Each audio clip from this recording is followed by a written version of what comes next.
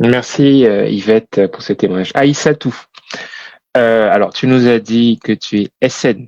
SN, c'est comme si tu étais ministre, hein. Ton parcours à toi, ton parcours à toi, et après on enchaînera sur ton engagement, parce que toute la situation un peu triste qu'on décrit là, pour la changer, il va falloir que le politique fasse de la bonne politique. Et donc ça, il faudra des gens qui s'engagent au-delà d'aller voter. Donc toi, tu es aussi engagé. Donc rappelle sur ton parcours les difficultés que tu as pu rencontrer en tant que femme, que tu as pu surmonter, et les motivations de ton engagement. Merci beaucoup à Marcel. Je vais donc faire ce petit témoignage, mais avant, je voulais raconter juste une toute petite anecdote concernant justement le congé paternité dont on vient de parler. Moi, ma maman a été professeure de français et proviseur de lycée pendant un bon nombre d'années à Yaoundé. Et en général, dans son lycée, lorsqu'elle avait une jeune fille qui développait une grossesse, le moment venu, donc, elle la mettait en congé de maternité, mais pas que, parce qu'elle obligeait également le papa du bébé à aller en congé paternité. Donc, une façon de dire que dans cette affaire-là, c'est certes la maman, la future maman qui porte toute la charge de l'enfant à venir, mais ce bébé-là, il n'est pas rentré dans son ventre tout seul. Voilà. Et donc, en fait, tous les deux partaient. Elle les mettait en congé. Voilà, vous allez assister vos compagnes et accueillir au même titre votre enfant à venir. Donc, parce qu'il est hors de question que ce soit la fille toute seule qui soit mise à l'écart, qui loupe, qui rate des enseignements, alors que le garçon, lui, il est tranquillement assis, comme si de rien n'était. Donc, c'était juste une petite parenthèse. Et je pense que si tous les proviseurs de lycée faisaient exactement comme ma mère, je pense qu'on aurait un peu évolué dans ces questions-là. Bon, ceci dit, c'était juste une parenthèse.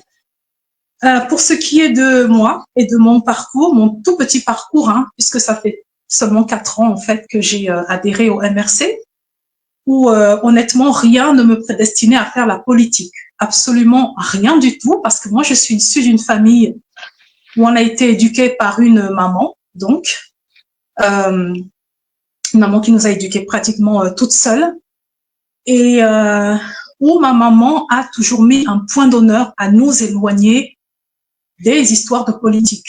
Parce que faire la politique au Cameroun, c'est très compliqué. Il faut vraiment être courageux, surtout quand on le fait au Cameroun même. Nous, encore ici, de l'étranger, on n'a pas les mêmes difficultés que ceux qui sont dans le chaudron de la dictature de Paul Biya. Et donc, nous avons toujours été très éloignés de ça. Et donc, en grandissant comme ça, en fait, moi, je prends rapidement conscience que de toute façon le régime de Paul Biya, c'est un régime qui se régénère à chaque fois. Paul Biya, il en est à son 7e mandat à la tête du Cameroun, et il n'y a rien qui change en fait. Ça se renouvelle comme ça à chaque fois, c'est toujours le même qui revient.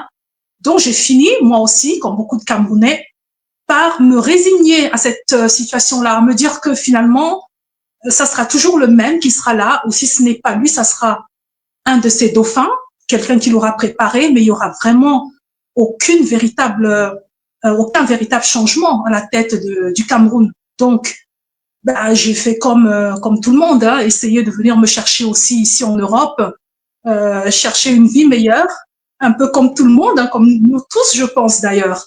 Parce qu'au Cameroun, c'est tellement, les perspectives n'existent pratiquement pas. Sauf si vous faites partie du clan présidentiel ou si vous avez quelqu'un de haut placé qui peut pousser votre dossier. Il n'y a véritablement pas d'égalité des chances au Cameroun. Si vous êtes un pauvre, un miskin, comme on dit, vous n'avez personne là-haut, vous pouvez crever, quoi, vous voyez. Et donc, voilà, donc moi, je me retrouve en Europe. Ça fait quand même pas mal d'années que je suis là. Et donc, moi, j'ai complètement mis une croix sur les histoires du Cameroun. Ça ne m'intéressait pas. Et pour dire vrai, même la communauté camerounaise en France, je ne la fréquentais pas vraiment, voyez. Donc, en fait, jusqu'à ce que mon attention commence à être attirée en 2018 avec le contentieux électoral. Justement, on sort des élections, Paul Biya, évidemment, triche et s'octroie une victoire volée au professeur Maurice Kamto. On sait très bien que Paul Biya n'a jamais gagné la moindre élection au Cameroun, ça tout le monde le sait, et qu'il y arrive à chaque fois à coup de fraude électorale, de bourrage des urnes et tout le grand bazar qu'on connaît. Et donc, moi, ça m'intéresse, ça m'interpelle, parce que je suis quand même sur les réseaux sociaux et je vois passer des choses, et je vois qu'il y a un homme, en fait, qui se présente devant le Conseil constitutionnel pour revendiquer sa victoire. Et cet homme, c'est le professeur Maurice Kamto qui s'est présenté à l'élection présidentielle et qui affirme l'avoir gagné. Il a des preuves de cela. Et qui vient défendre sa victoire. Et donc, moi, ça m'interpelle. Mais pourquoi est-ce que ça m'interpelle? Parce que c'est la première fois que j'entends, que je vois au Cameroun un homme qui ose tenir tête au régime de Paul Biya de la sorte, au point de venir jusqu'à ce niveau-là devant le Conseil constitutionnel défendre sa victoire. Moi, j'avais jamais vu ça. Moi, j'avais entendu parler de l'opposant John Fundi, de regretter mémoire aujourd'hui, qui avait gagné aussi en son temps, mais que le régime a réussi à corrompre pour qu'il abandonne ses affaires de j'ai gagné là. Et finalement, c'était passé. Mais là, je vois un homme qui lui dit non, j'ai gagné. Et puisque vous ne voulez pas reconnaître ma victoire, eh bien, j'enclenche le programme national de résistance. Et c'est comme ça que les Camerounais partent avec nous en résistance et on commence à revendiquer notre victoire. On nous a volé cette victoire, hold-up électoral et tout ça. Et donc, moi, c'est ça. C'est de là où tout part, parce que je vois un homme avec une personnalité comme celle du professeur Kamto, qui, au-delà de son CV kilométrique, a quand même quelque chose que les autres hommes politiques au Cameroun n'ont pas. C'est que lui, en fait, c'est un homme honnête, intègre, qui n'a jamais volé le moindre centime. Il a pourtant travaillé dans le gouvernement de Paul Biya. On a essayé de tout lui mettre sur le dos. On a toujours essayé de lui inventer des histoires, de l'accuser d'avoir fait ci ou ça, mais des choses qui ne se sont jamais avérées. Et donc, moi, c'est ça qui m'impressionne. Je dis, mais c'est un homme qui est vraiment très spécial, ce monsieur Kamto. Du coup, je commence à le suivre, en fait. Ça m'intéresse de voir ce qu'il fait, je lis ce qu'il publie sur les réseaux sociaux et je commence à m'intéresser un petit peu à la résistance, en fait ce qu'on appelle la résistance nationale et pacifique qui s'organise, qui est très active sur les réseaux sociaux, mais j'observe encore tout ça de loin. Pour l'instant, je m'engage pas. Ça, c'est en 2018. J'observe ça pendant 2 ans à peu près. Et puis finalement, je décide de m'engager. Mais pourquoi est-ce que je décide de m'engager? Parce que à la base, je ne voulais pas adhérer au MRC. Je ne voulais pas, bien qu'étant sympathisante en fait, j'admirais ce monsieur et le combat qu'il menait, justement, parce que je me dis, voilà, au moins quelqu'un qui peut changer les choses. Et moi, j'ai envie de l'accompagner dans ça. Vous voyez, j'ai envie de le suivre. Peut-être que ce qu'il fait va amener à quelque chose. Je ne voulais pas m'engager parce que je sais qu'à partir du moment où vous prenez une carte au MRC ou dans un parti politique quelconque, ça vous met quelques restrictions, voyez. Et moi, je suis plutôt de nature libre. Vous voyez ce que je veux dire? J'ai la parole libre, je n'aime pas qu'on me mette des entraves partout, là. Donc, j'étais vraiment réticente à vouloir m'engager, quoique j'étais vraiment une fervente supportrice du professeur. Et puis, finalement, qu'est-ce qui me convainc? C'est que je me rends compte que dans ce qu'on appelle résistance nationale et pacifique, il y a plusieurs groupes là à l'intérieur de tout ça. Moi, je pensais en fait que il y a un parti qui s'appelle le MRC et tout le monde est derrière Maurice Kamto, tout le monde est là-dedans. Mais je me suis vite rendu compte que non. En fait, c'est chacun qui crée son petit groupe à côté. Bon, il y a un point commun, c'est le professeur Kamto. OK?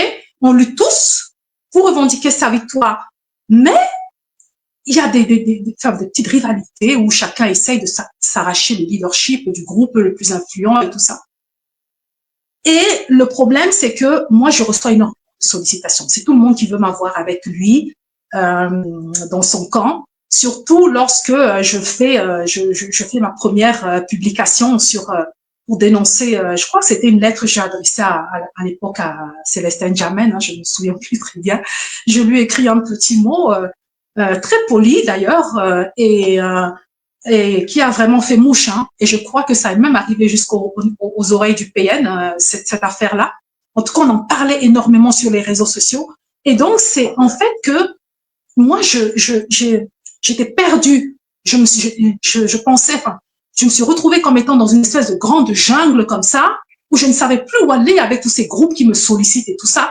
Du coup, j'ai dit, bon, écoutez, moi, maintenant, pour couper court à tout ça, je vais m'engager dans le parti de Maurice Kamto, parce que au départ, c'est lui qui réveille en moi cette envie de vouloir m'engager en politique et de m'intéresser à ça. J'ai pris ma carte au MRC et aujourd'hui, je travaille avec lui au directoire national.